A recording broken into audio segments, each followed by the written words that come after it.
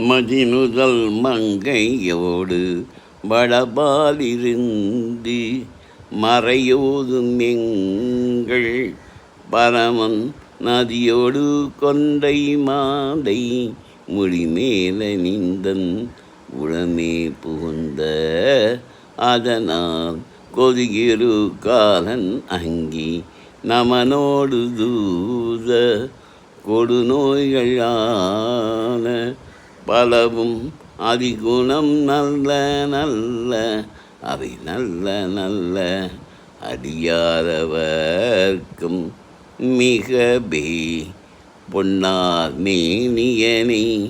புலித்தோலை அறை கசித்து மின்னா செஞ்சரை மேலில் கொண்டை அணிந்தவனி மன்னே மாமணியே மழபாடியில் மாணிக்க